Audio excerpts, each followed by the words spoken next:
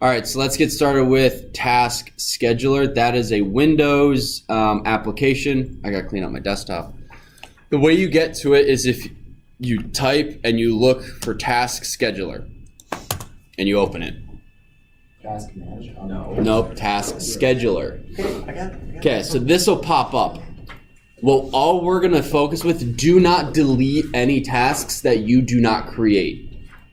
I have no idea what could happen to your computer and what happened. Like, Let's test it.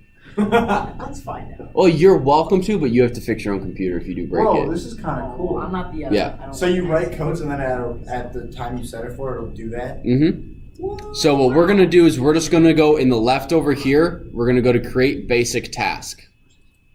And this is a wizard that will take us through creating our class. A wizard? So I'm just going to have it run map it. So I'm going to go map it Python script. This will open the mapit.py file that will open Google Maps. Right? So you don't necessarily need to do a long description. You can just do whatever. And then what we're going to do is next. And then it goes, when do you want this to start? We can do it daily, weekly, monthly. We can have it do it one time at a specific time. We can do when the computer starts, when I log on, or when a specific event is logged. Now, a specific event deals with event viewer. You can say, you can look through all of your events. First hit test, then you have to type in the search bar. Search for the application task scheduler.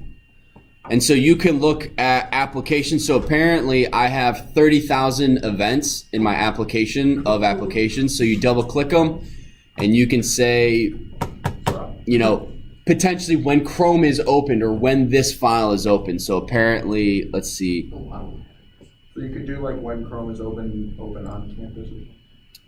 Yeah, so updates to your username and text. So that's profile notification, blah, blah, blah. Yeah, there's 30,000 of these, so I don't really know. You gotta read all of them individually. That's the homework. Yeah. So Outlook, let's see. Nope, that something connected, something succeeded. But you can basically pick one of these, and when this specific event happens, do something. So when Outlook crashes, open Python to do something. Or if you leave your home and you have a computer and you set up a script that anytime someone logs on, text me that my computer's being used. And we're going to go over sending email and text messages next chapter. Again, you cannot text message a bajillion people. You can only have text messages sent to yourself, at least with the free program that we're going to use. So you can pick one of these. Obviously, I don't know what all of these events do, and you'd have to go through and figure it out yourself. But that's what when a specific event is logged. What we're going to do is when I log on, we're going to do something. Yes, Blake and then Michael. So if we do the text message for our final, does that mean we have to get your phone number to text your phone? You show it up here, and it's like, okay, it actually texted them. I grade everything else because I know that the text part worked fine. Michael, what was your question? I'm trying to behind. What did we do right after we open create task? This one, create a basic task. Yeah. You give it a name and you write a description, whatever you want this task to do, and then you hit next. And you select when I log on, because that's when we're going to do this. Again, you can just make it up. You can delete this task as soon as we're done. You can also export these, and this will be part of the homework, so I can take a look at the task on my computer. What we wanted to do is we wanted to start a program, or that's program or file. So then you just keep going, start a program. What we're going to do is we're going to browse, and we're going to browse to, where's my desktop? Oh, is it there? Python scripts, there we go. We want the .py file? Yeah, you want the .py file. The so one we just did? like the open map it. Oh, that's my cats, not map it. I can't read. You have a Python map for your cats.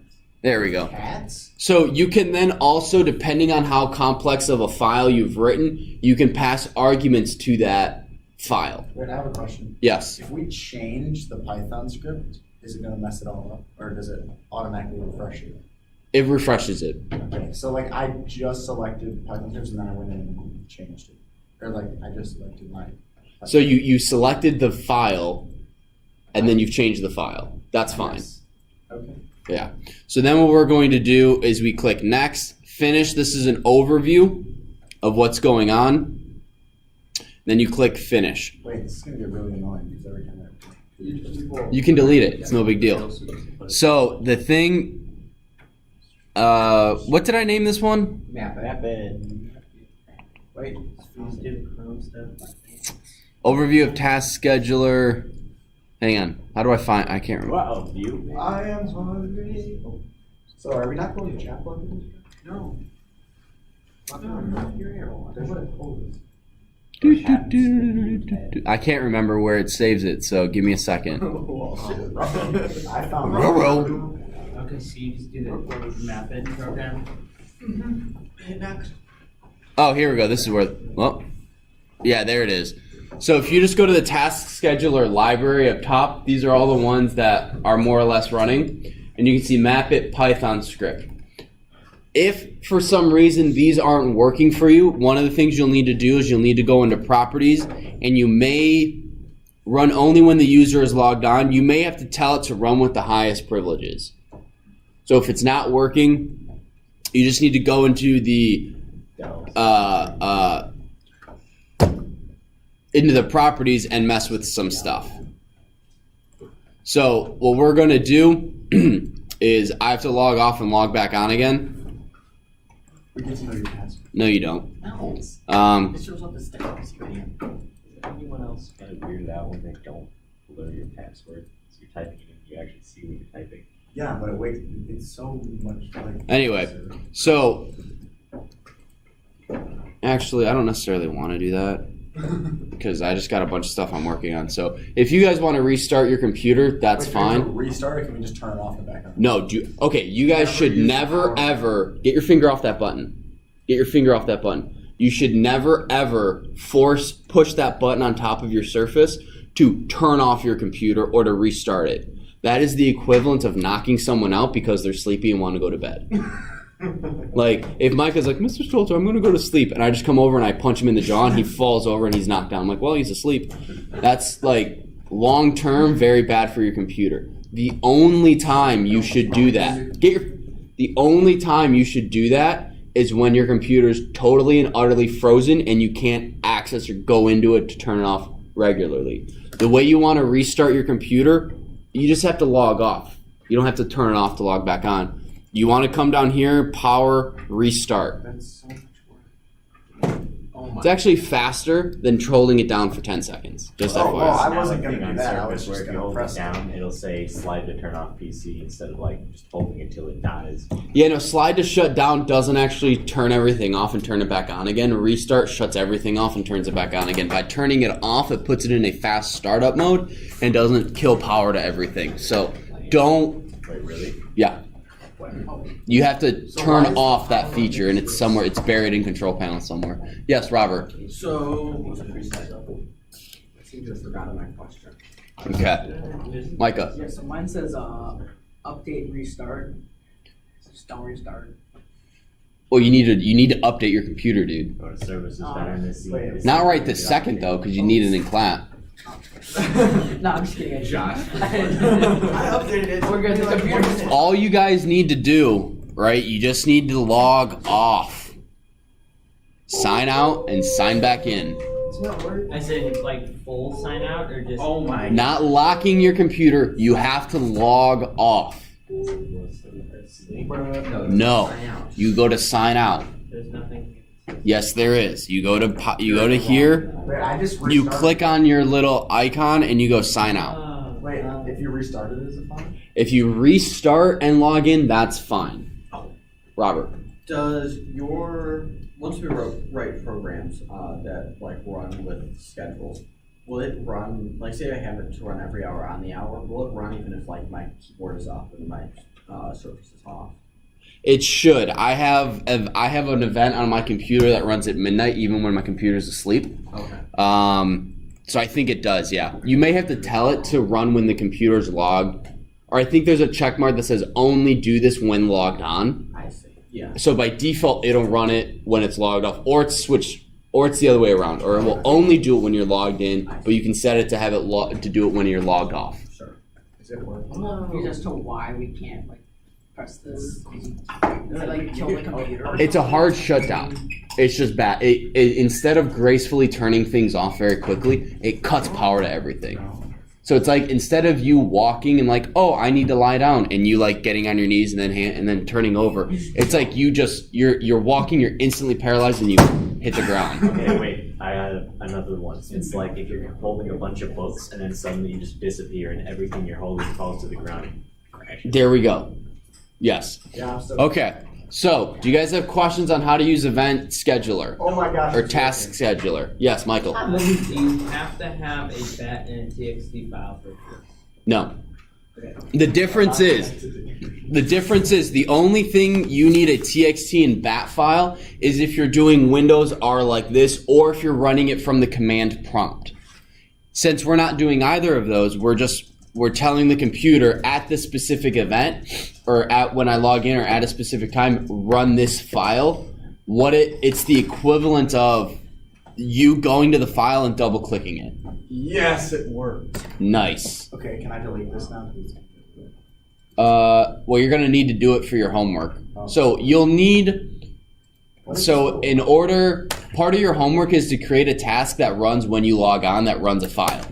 So That's not hard. what you guys need to do, well, you also have to do chapter 15 questions at the end. There's only 8 of them, so. And I have 4 minutes. So, do you guys have any questions on Popin opening with specific, opening anything? Does anyone have food? Blake, sit down. Adam? We export the file and then we turn that in as well.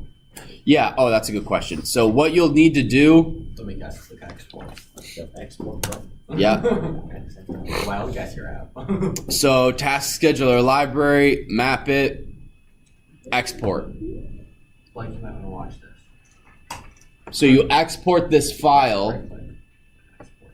and you can give it to me, and I can double check to make sure that it works. Because if you just say, oh yeah, it totally works, Mr. Stolter, I can't check it. And that's worth like 10 points of the grade or 5 or something like that. So if you do not export, this is important. If you do not export the task, and I only get a .py file, you will not get full credit, and you won't be able to turn it in later. Can you hear that, Blake? What? Yeah. What did I just say, Blake? If you do not export it and turn it in, you will not get full credit. If you don't export what? Map it. I found I should do that. Well, yeah. Okay, that's you got like 80%. Michael. Okay, so if I run a program with a space in it, it'll take the last part as this stuff after the space as an argument. Yep. So you don't want to have spaces in your file names, right? Especially if you're running them with a computer. So you guys should start, if you need spaces, throw underscores in there. Yeah. So real quick, let me go over your homework. I actually had to write, so if you guys use symbols in your file names, apostrophes, question marks, exclamation point, asterisks, any of that, including spaces, it freaks out OneDrive and you can't do it. Especially if you use a Mac and you're putting stuff on a OneDrive. Macs allow you to do that, Windows doesn't. So I wrote a script using info in this book to go through file names and copy them with a new name. So that I didn't have to go. And there was like thousands of files. I had to do this for a staff member here who needed to put stuff on a Mac onto OneDrive and they couldn't do it. So it was a pain, but it worked. So I have less than a minute to go over your homework.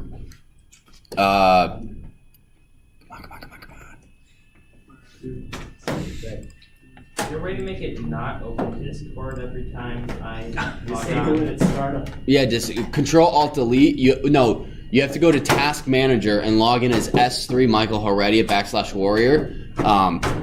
But We do not have chapel right now. Okay. Right now, I was guys, stop talking. Oh, my neck. So your assignment, this should be. So you have to complete all 8 questions at the end of chapter 15. Put those in your .py file and comment them out.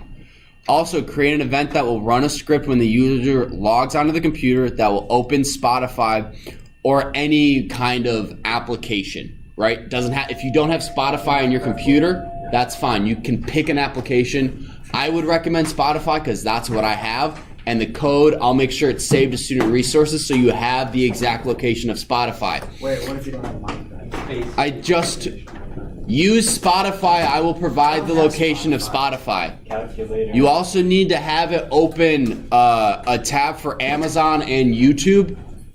For the YouTube tab, please have the code select the first video in the recommended for you section of the web page.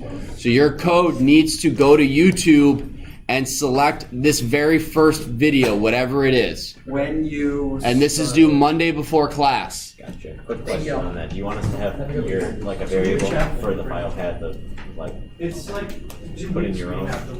So instead of No, you should be able, with me providing it for you, you should be able to just put it in there. If you want to comment that out and use your own whatever to test, and then I'll assume if there's an issue with the file path, I'll assume it's my issue and I'll debug it. Okay. But you should, like I said, you'll have the code, the exact location of Spotify on my computer in the student resources tab. Okay. Michael. Thank you. So can we have it so when they log on, it automatically opens a GUI where you can pick Spotify, YouTube, or Amazon?